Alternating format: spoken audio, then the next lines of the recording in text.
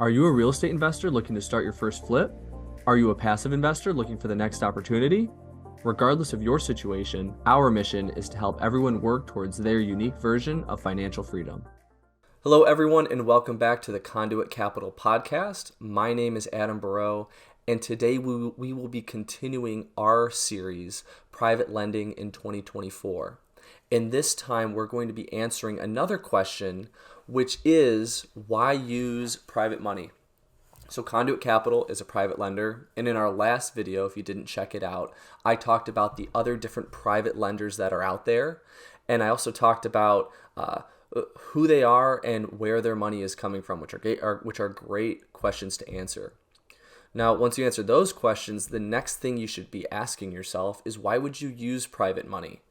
There are many different options out there, and you need to make sure that it's the right option for you. So why would you use private money? There are a few different reasons, and many of them we couldn't fit in here. We could probably talk all day about the different reasons for using private money. But there was 4 that I came up with. And the first one was convenience. So there are many, many lenders out there, as we covered last time, and each of them have different lending processes. You may find a lender that you really enjoy working with because their process is easy to navigate and they may have minimal hoops for you to jump through depending on your situation. This is really important when searching for lenders because if you're in a rush and you need to get a deal done, it might not be the best idea to work with a lender that takes 3 to 4 weeks to do their due diligence on their loan and let you know if they're funding. Also, there's a lot to establish in a working relationship. And you always want to make sure that you and your lender work seamlessly together so that when you have a great deal come around, you can hop right on that. And then on the flip side, if you're investing with a private lender, so you're looking for a return on your money, you want the convenience of not only getting paid on time, but you want to make sure that the person you're lending your money to is doing adequate due diligence when they're vetting their loan applications. So convenience is a very important thing to keep in mind on both sides, whether you're a real estate investor or whether you are a private lender looking to deploy your money. So another reason is to free up capital trapped in a project. The great thing about using private money is that you don't have to use your own funds. Now, there are some lenders that do want to see their borrowers have some of their own skin in the game. With Conduit Capital, we absolutely like to see our borrowers have some of their own funds in the project. And I always tell people with us, it's not black and white. We want to see their experience. We want to see their past work when we determine how much we're going to give to them. And we also want to see the deal. So I'll talk about this a little later, but the deal is very important to us. And another reason of why to use private money is that you can do more deals. So by using other people's money versus being strapped by your own cash, you're able to take on more deals than you would just using your own personal funds, and you don't have to worry about them being tied up. You can do as many deals as your capacity allows, but I always tell our borrowers, it's definitely better to start slow and work your way up than bite off more than you can chew. Taking on a loan is a big responsibility, and when I'm working with borrowers who are new to us, I always like to gauge what their capacity is and see them work on one deal before funding multiple deals at a time. And the fourth option could be to build relationships. So there are many lenders out there, and as a real estate investor, it can never hurt to have more than one option. Sometimes funds come in and funds go out, so certain lenders may not have funds available, or maybe timelines differ and you have some lenders that are good with long timelines, but you have others that can move very quickly. There's nothing wrong with using multiple lenders, and I guarantee you those lenders won't be hurt if you use someone else for a particular deal. Especially lenders with the abundance mindset, which I have talked about in a previous podcast. So if you don't know what the abundance mindset is, I highly recommend you go and check that episode out. Now, I'm going to share a quote with you that I think is really applicable to the private lending space.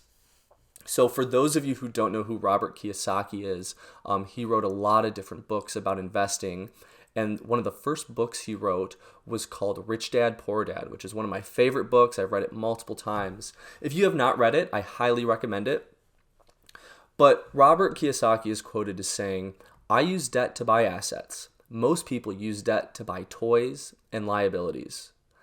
And I really like how he uses the words assets and liabilities in this quote, because that's exactly what an investment property should be. An investment property should be an asset.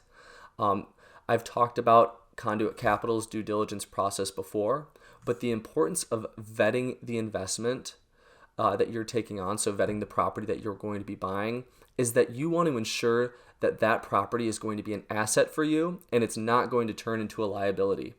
I've heard many horror stories of people buying properties sight unseen because they think it's in a great area and it's got great curb appeal, so they'll be able to make a quick turnaround and a massive profit. But because they bought it sight unseen, they overlooked some major foundation issues, and now all of a sudden that great asset is now a huge liability, and it's a lot of footwork to get out of a tough deal like that. So when people get into real estate investing, they want to accumulate all these assets. Robert Kiyosaki talks a lot about that in his books. And just because it's an investment property does not always mean it's an asset.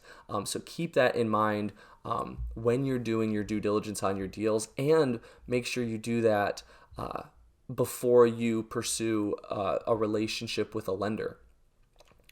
And going off of that, I want to share one piece of advice with all of you, and I tell this to all of my new borrowers that I speak with. Buy good deals. You need to make sure that your numbers are solid before you take on a project that involves a private lender.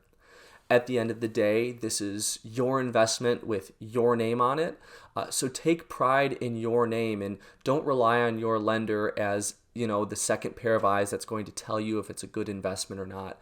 You need to know it's a good investment, and then that can really help you present that to your lender in a way showing them that you've done all of your research and you're solid on your numbers. A lot of lenders respect that, and a lot of them require information that you should be doing anyway. So a good deal is a deal that you're happy with the numbers with and you're confident with the profit numbers.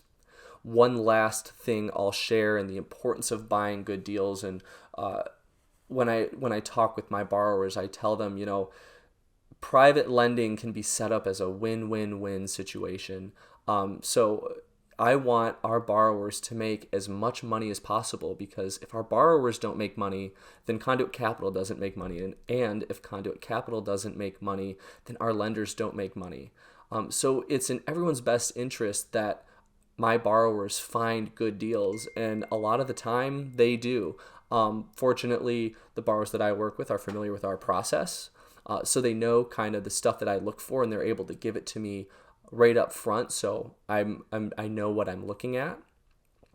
But remember, find good deals and present those deals to your lenders, and you'll get funding in no time. So thank you for joining us for part 2 of private lending in 2024. If you have any questions or comments, please leave them down below. We love reading those. And also, don't forget to like and subscribe to the Conduit Capital Podcast channel. Also, don't forget that we have our monthly in-person meetup group, as well as our monthly What's Going On in Real Estate calls on Zoom, where we invite different people from our networks to come and speak about what they're doing in different industries, sometimes even out of real estate. Until next time, I am Adam Barreau. This has been the Conduit Capital Podcast, and thank you for joining us. Thank you for tuning in to our podcast today. If you enjoyed this episode and would like to stay up to date with all of our latest content, please follow us on social media. You can find us on YouTube, TikTok, Facebook, and Instagram at Conduit Capital Podcast. We love hearing from our listeners, so feel free to send us a message, leave a comment, or share your thoughts with us.